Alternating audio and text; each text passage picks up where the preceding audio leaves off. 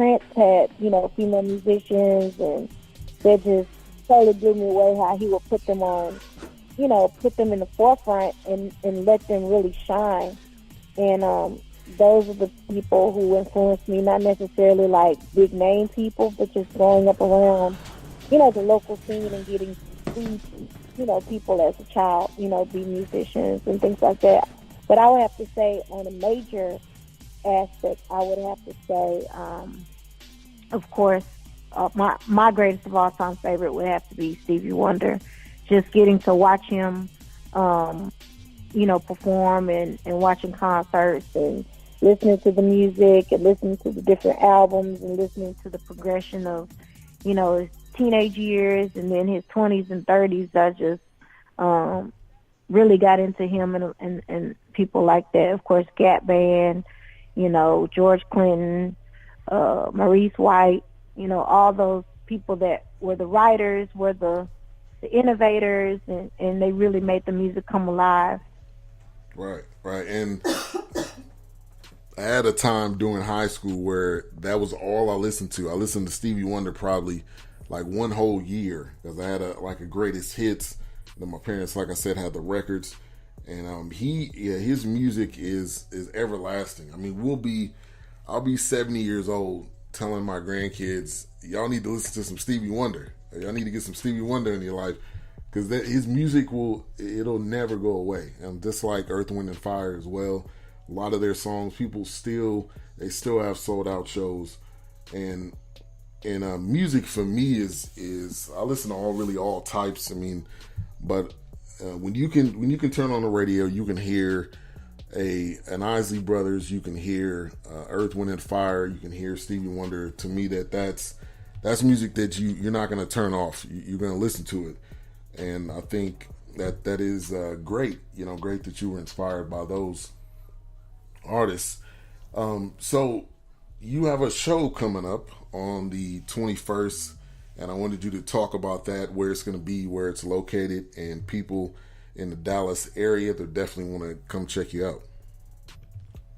Oh, thank you. So on the 21st, I'll be in downtown Fort Worth. The grand opening of a vintage store called Doc's Records in Fort Worth, and basically, and not just Doc's, but a lot of different places. They're bringing vinyl back. They'll bring a vinyl back, and bands are really trying to cater to that market. And Doc's is opening on National Record Store Day. It's actually April the 21st. So me and a couple other bands will be performing there. My set is from 2 to 3.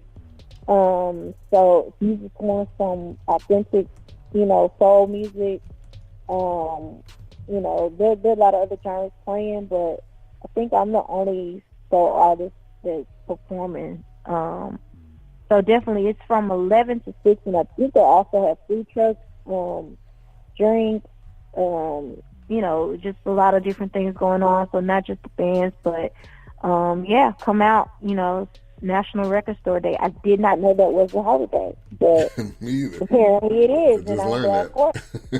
Yeah. So, just learned that right now.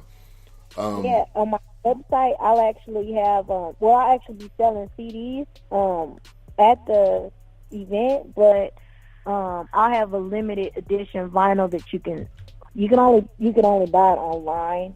I'm not sure if I'll have them that Saturday, but yeah, definitely check us out.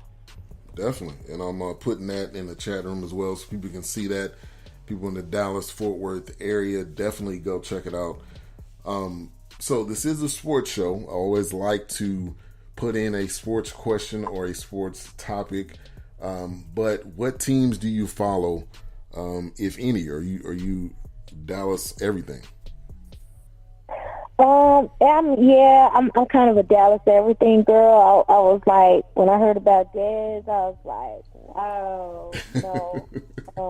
It's like, I don't know. It's just one of those things. Like, it's like watching your favorite couple get a divorce. Right. Like, it's crazy, but I don't really. I'm more of a spectator. I never was very athletic.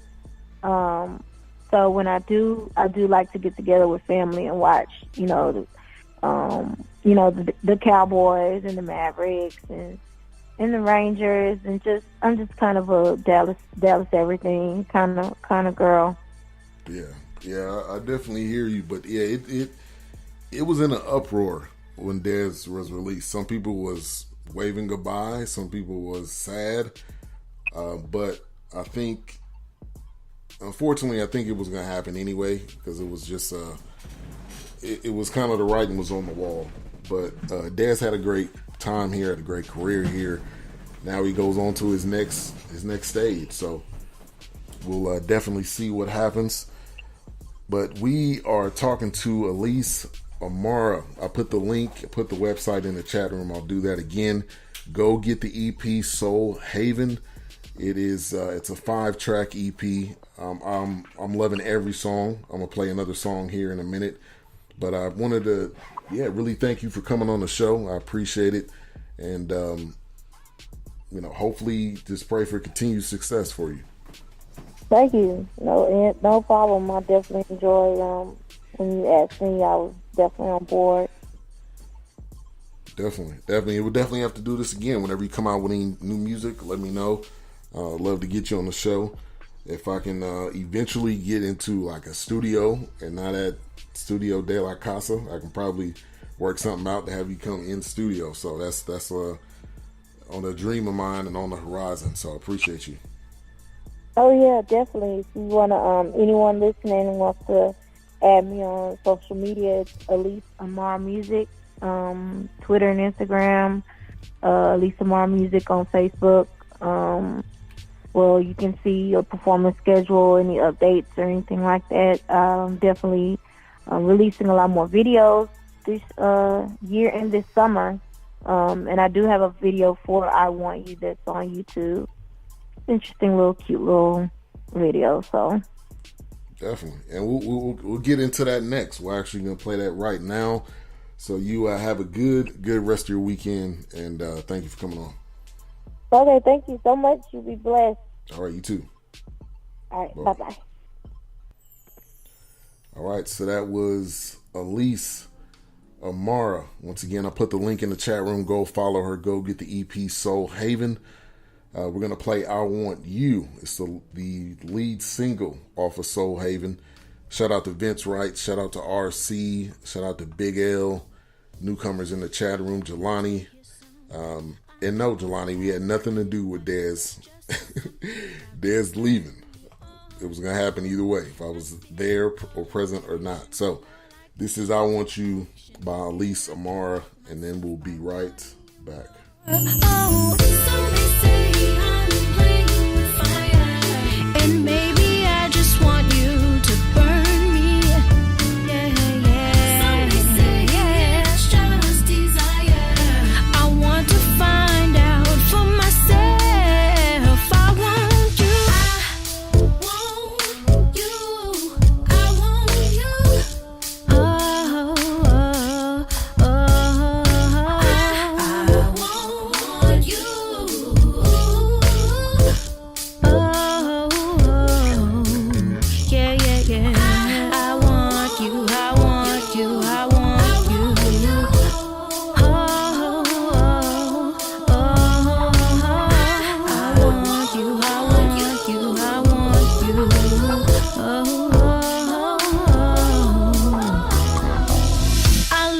Touch my body, I hide and let you find me. I'm curious to know just what you're about. Oh, you'll be my little secret, not hard for me to keep it. Your soul is something I want to figure out. Oh, I was just thinking about you.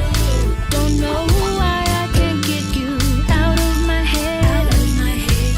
And what I know I want is true. I just want to find out for myself. I want you. I want you. I want you. Oh. I want you.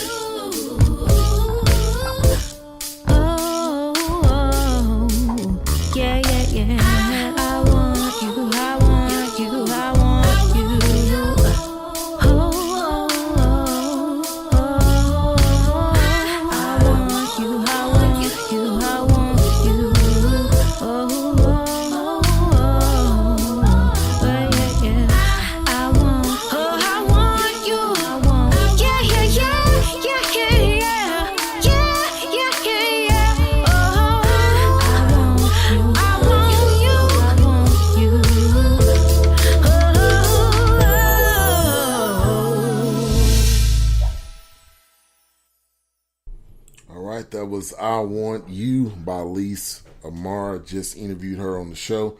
Like I said, go get the EP Soul Haven wherever music is sold. It's $5. I would recommend you go get it if you want some soul music, if you want something that'll bring you back a little bit. But definitely soulful. We'll play another song later on in the show. But RC, want to read this RC comment. He said, if I'm in Dallas, I'd call the Giants and find out what it would take to get OBJ.